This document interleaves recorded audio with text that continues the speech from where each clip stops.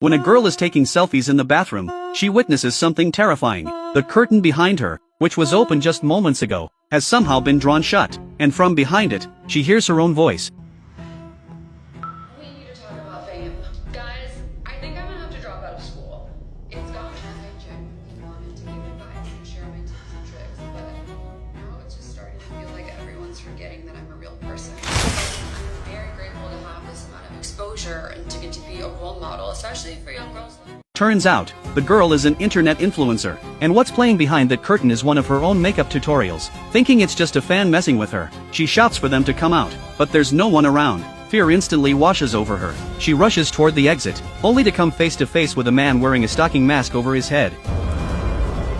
Our protagonist, Lisa, works as a content moderator at a short video company. Her daily job is reviewing massive amounts of short videos, but in today's era where clicks are king, most people resort to extreme methods to grab attention. Videos filled with sexual content, violence, and shock value. To Lisa, this kind of content is just another day at the office. She'd love to delete them all, but due to company policy and their open content guidelines, the only thing she can do is slap warning labels on the videos, alerting viewers that the content may be disturbing. Until one day, a particular video catches Lisa's attention. The account is called Face of Death. The footage shows numerous mannequins, all with red tape wrapped around their eyes. One of the mannequins picks up a blade and slices clean through a living person's head.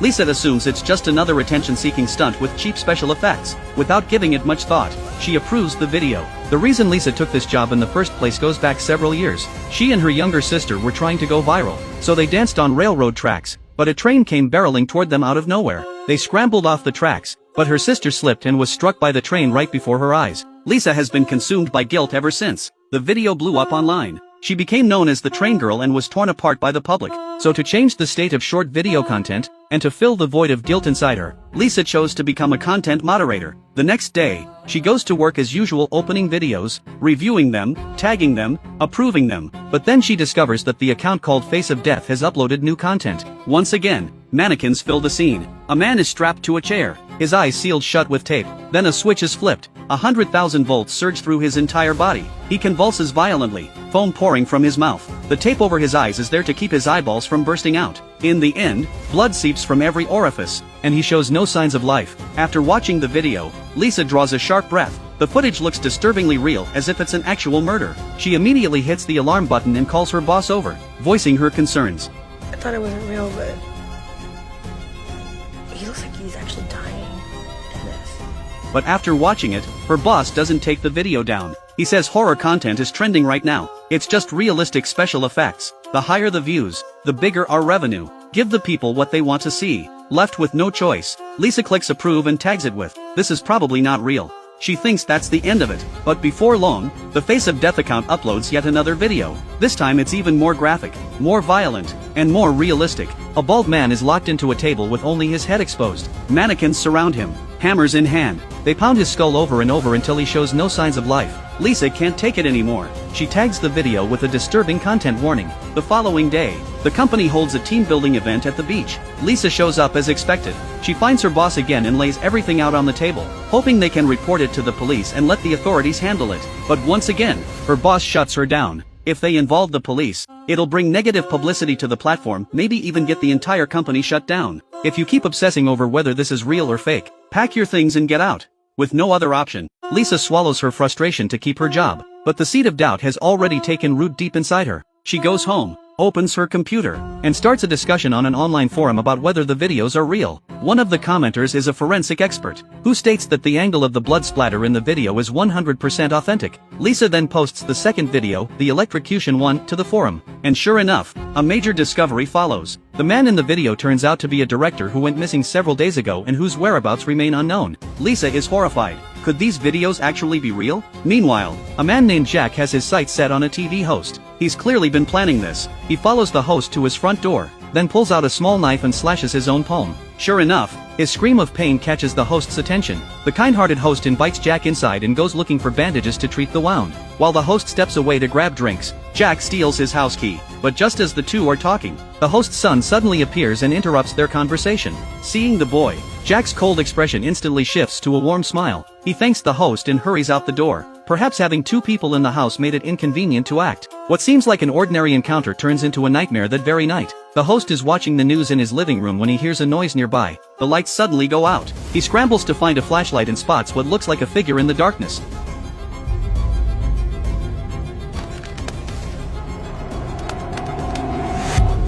But it's just a coat hanging there. He lets his guard down and tries to reset the circuit breaker, but when he opens the panel door, red tape is plastered all over the inside. Assuming it's his son's prank, the host doesn't think much of it, but the moment he flips the breaker back on, something horrifying happens.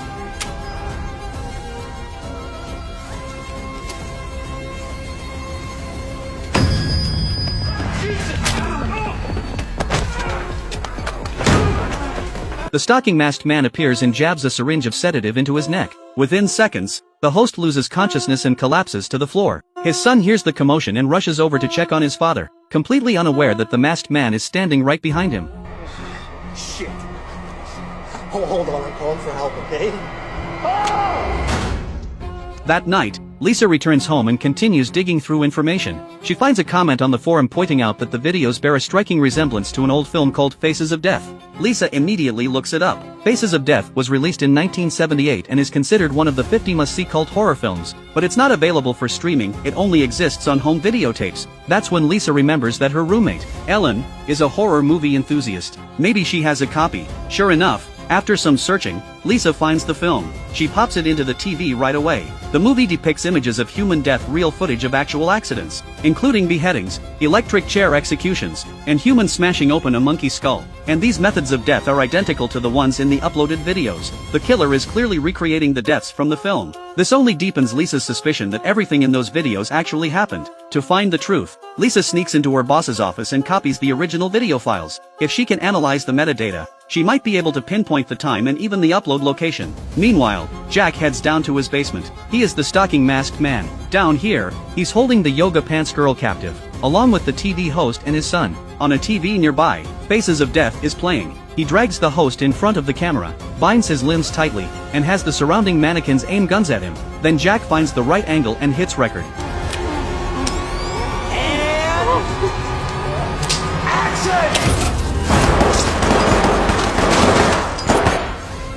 Just like that, the host is killed in a manner identical to a death in the film. And unexpectedly, Jack's uploaded video goes viral overnight. Viewers treat the content as a performance, assuming he's just using morbid imitation to chase clout. While satisfying his own twisted urges, Jack is also amassing a huge following. Back at home, Lisa sends the original files to the forum, asking users to help trace the upload location. But not only do they fail to find the address, Jack discovers what she's been doing. To eliminate the threat, he embeds a tracking virus in a webpage about the yoga pants girl's disappearance and sends it directly to Lisa's account. When Lisa opens it, she sees the news about the missing yoga pants girl, and the location matches where the electrocuted man went missing. Is this a coincidence, or something planned? But what Lisa doesn't know is that the moment she opened that webpage, her location was exposed to Jack. Her identity, her home address, her workplace all laid bare. That night, Jack puts on his stalking mask and breaks into Lisa's home. Her roommate Ellen, caught completely off guard, is ambushed.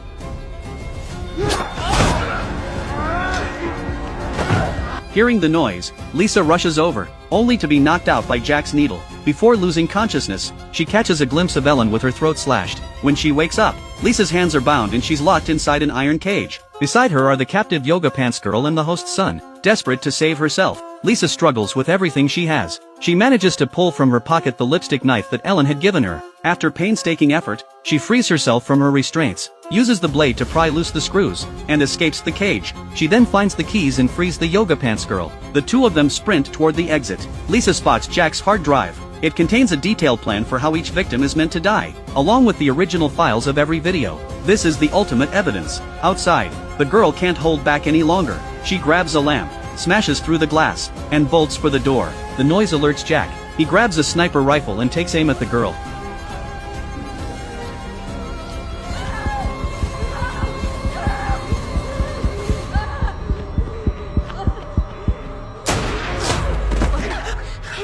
Hearing the gunshot, Lisa snaps back to her senses. She grabs the hard drive and searches for a way out. Footsteps grow louder outside the door. Lisa has no choice but to hide behind the mannequins, praying she won't be found.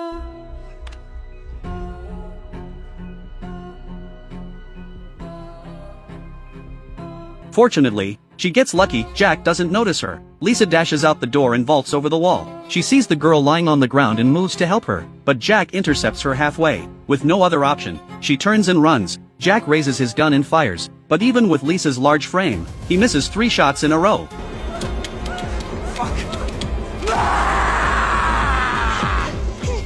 And just like that, Lisa escapes. She manages to call the police, but tragically, the only piece of evidence, the hard drive, is shattered by a bullet. Sometime later, Lisa returns to that hellish house with the police. Jack doesn't panic at all. He pulls out his phone and strikes first, accusing Lisa of trespassing to the officers. Sure enough, when the police come to question them, all fingers point at Lisa.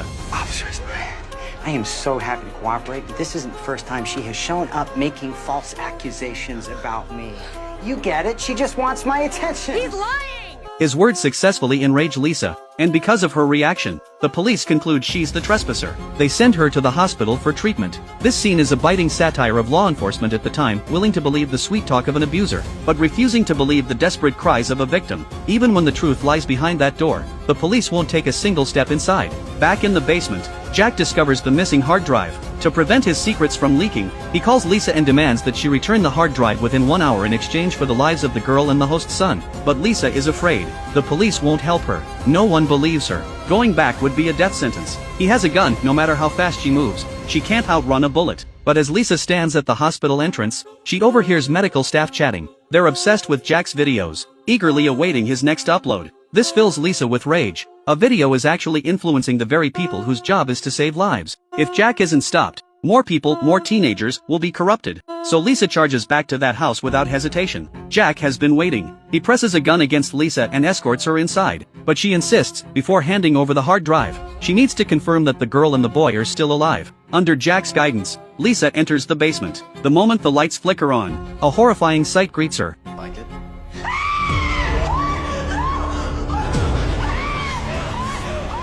The girl and the boy are already dead. Jack has dismembered them and sewn their body parts onto mannequins. Jack threatens her, cooperate with filming one last video, or he'll put a bullet in her head right now. With no other choice, Lisa obeys and injects herself with the sedative. Moments later, she collapses to the ground, seemingly unconscious. But when Jack approaches to check on her, the unexpected happens.